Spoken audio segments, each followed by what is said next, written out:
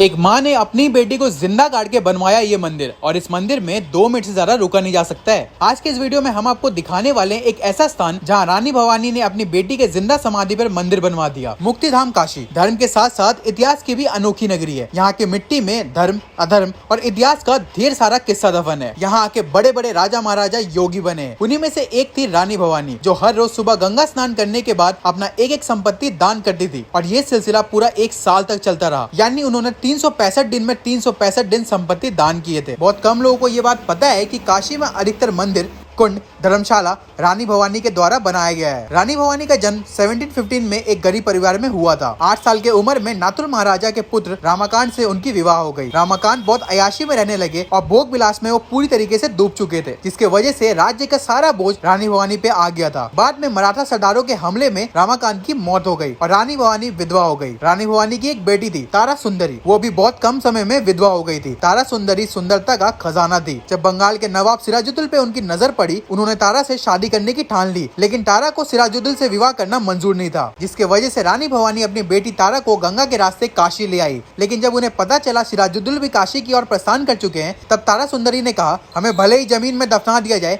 पर उस पापी के हाथ ना दिया जाए। और अंत में रानी भवानी ने अपने कलेजे पे पत्थर रखा और अपनी बेटी को जिंदा जमीन में दफना कर रातों रात उसके ऊपर माँ तारा की मूर्ति स्थापित करके उनकी प्राण प्रतिष्ठा कर दी गई। उसके बाद वहीं पर एक बहुत बड़ा मंदिर बनवाया, जहाँ हम अभी खड़े हैं, और मंदिर का नाम ताराबाड़ी रखा गया। इस मंदिर में हर अमावस्या के दिन विशेष काली पूजा का आयोजन होता है। बंगाल के तारा माँ मंदिर भी रानी भवानी के द्वारा बनवाया हुआ है, जहाँ रामकृष्ण परमहंस के बुलाने पे माँ काली वहाँ हाजिर हो गई थी। पहले पति फिर बेटी के जाने के बाद रानी भवानी बिल्कुल अकेले हो गई थी। तभी उनके अंदर दान पुण्य करने वाली बात समाई और वो हर रोज गंगा स्नान करने के बाद एक एक करके अपनी संपत्ति दान करने लगी। आइए देखते हैं मंदिर की एक झलक।